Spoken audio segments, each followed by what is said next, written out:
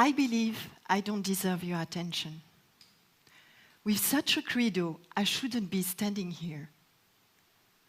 But here I am, with my belief, my fear, and with you. I took the courage to come and to tell you, don't take for granted any belief or dogma. They are only the consequences of other people thinking, and they take you away from what you really want to become.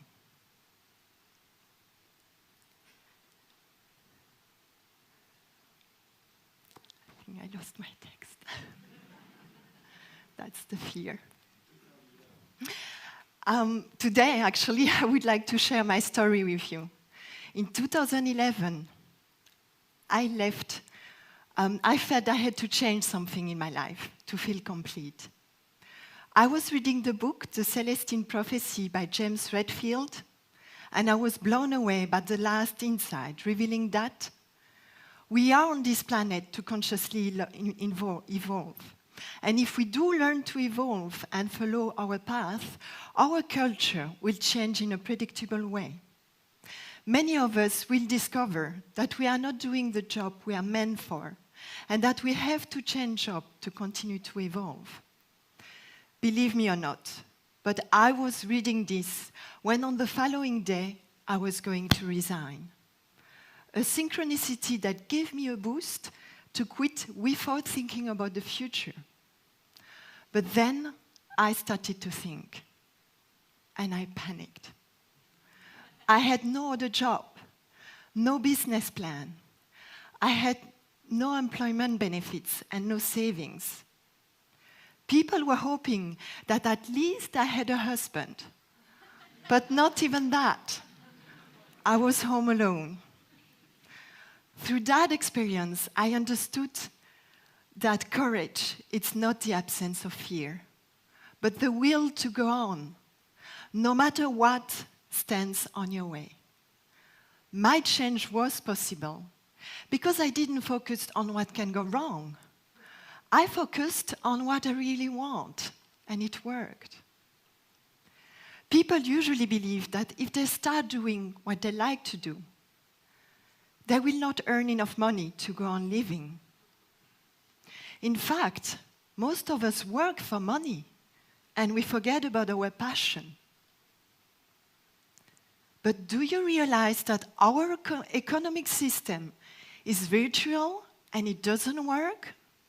What it does, it concentrates wealth and it distributes poverty. And it will come to crash sooner than we can imagine. It will collapse. It did happen in the past, but we haven't learned from it.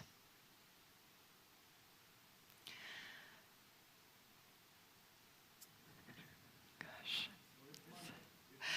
Exactly. If money, let me ask you this, if money didn't exist, what would you do?